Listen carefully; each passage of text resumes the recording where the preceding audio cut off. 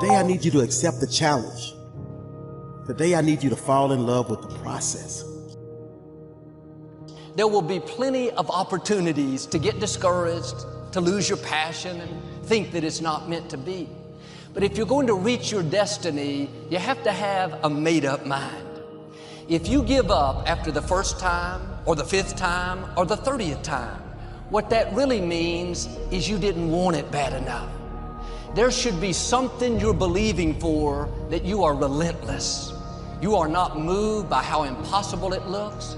You're not discouraged by how long it's taking. You don't give up because people told you no.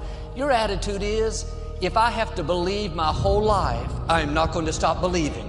I am not going to take no for an answer. I'm not going to settle for mediocrity. I'm going to keep pursuing what was in my heart.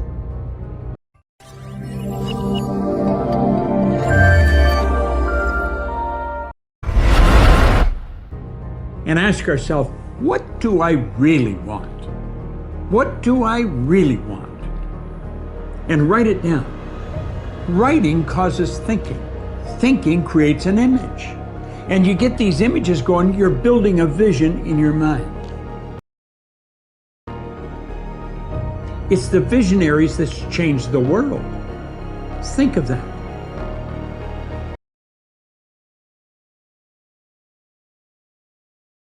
But what keeps that competitive edge, what keeps you on top, is the ability to think and prepare mentally over and over and over again. The body has limitations, the mind does not. We focus so much on what goes on from the neck down that we forget it all starts from here.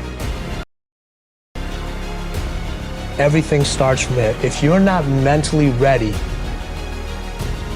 you're never really physically prepared. And that's where the preparation starts. What would your life be like as you look toward the future if you decided, I'm not going to allow my fears to stop me? And I'm saying to you, whatever you got to do it, because if you don't, life is going to whoop you until you surrender. So when you're young and you make mistakes, don't let them eat you up. Because everybody that done made it. You got to fail in order to win. Hey, look, man, to understand how to hit the game-winning shot, you got to miss the game-winning shot. You know, you got to be tough because the road to success is always under construction. It's never a clear path to success.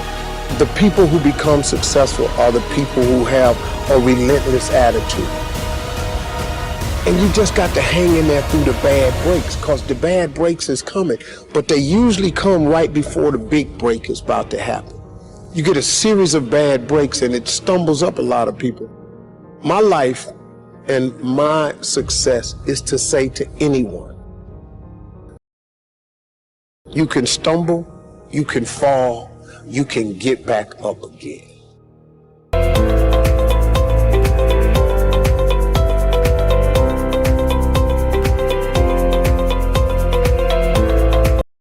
No matter what you face,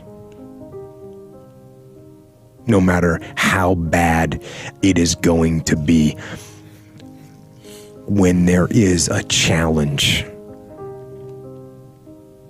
and by a challenge I mean anything in life, any challenge, anything that you're facing, the only way to overcome the challenges that you face is to start walking. Take that step every day, no matter what you are facing. Get up and start walking. I have the ability to see the end before the beginning even begins. And what that means is I know that to get to the very end, I can see it right now. So before I went to Buds and I was losing all this weight and shit, I saw myself walking across the stage at 191 pounds, because that's what I had to get to get into the door.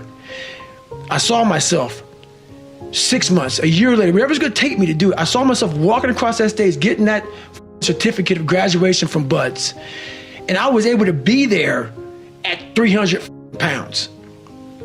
And that feeling that I was nowhere near that feeling, I was able to put myself there 1,000,000 times every day. And that feeling of like, my God, that is going to feel amazing. That's what made me suffer. That's what allowed the pain to be real and say, this is worth it. I want to feel for this next 18 months. It took me 18 months to finally become a Navy SEAL, to finally, just get through buds. 18 months, it's 6 months. It took me 18. That's what woke me up every morning was, I'm gonna put myself through this much pain and suffering for a few seconds. That's all it is. A few seconds of joy. And it's so worth it, man.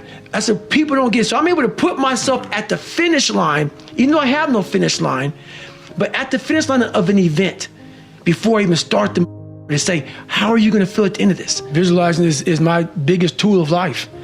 That's why I've been able to put myself in cold water, put myself in a 100-mile race millions of times before I've done it. And I'm able to go through the race and see how I'm going to feel at mile 50, almost to the exact feeling. Right. So when it comes up, it's no surprise. It's no surprise. I've already done this 1,000,000 times. I recommended the last time I was here, the little book, Richest Man in Babylon, and I said, I've lectured now to over 3 million people.